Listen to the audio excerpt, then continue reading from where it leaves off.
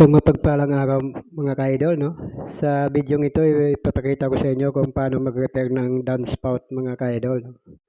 Dahil sira na rin yung ating downspout kaya hindi na makadalo ng maayos na tubig, no? Yung galing sa load natin sa second floor. No?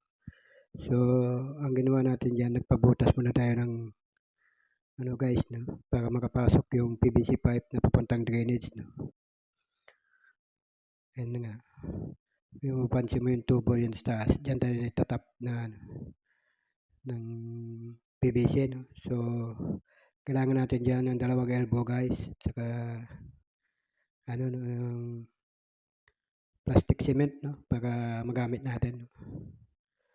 So, siyempre, susukatin natin yan kung gaano kahaba ang magagamit ngayon, no? Saka putulin ng para mabilis guys, grinder ang gamit natin dito, no?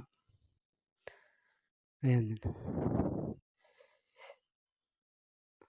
So, ganun lang kadali magagawa, no? So, dito isusukat na nga natin yung naputol na PVC pipe, guys, no? Sa natapos na butas na pamuntang drainage yan, guys, no? Ayan.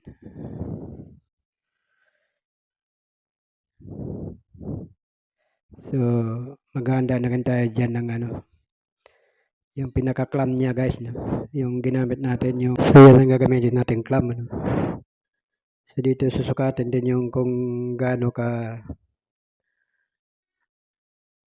haba, no? Yung ang isasalpak natin dyan na PVC, no? So, dito naglalagay na nga tayo din ng elbow, guys, no? So, para makasalo. Bali, dalawang elbow pala gamit natin yan, guys, no? So, bali, yung isang elbow nakasalo doon sa ano, gutter na manggagaling dyan sa galing pa sa second floor na tubig yan, guys, no? Tapos, bali, dyan babagsak lahat sa ano, bubong sa first floor. So, ito, okay, tumama siya, no? Guys, no? Yan yung papalit natin yung bago na ano,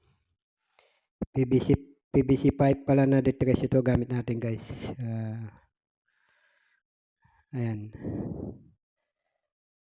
So, ayan na nga yung susukatan pa kasi maglalagay din tayo ng clamp na flat bar yan, no? Tapos para matibay i-welding natin ngayon yan nakahang dahil nagbutas tayo dito sa okay na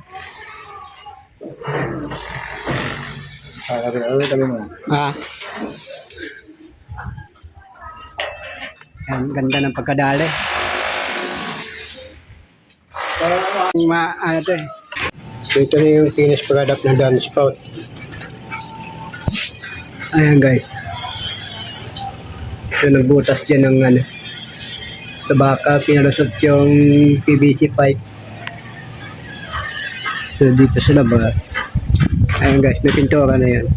So dati dito, kung dito natin padaanin, pangit ang tingnan. Kaya lipat dito sa loob. Ayan. Thank you for watching and God bless.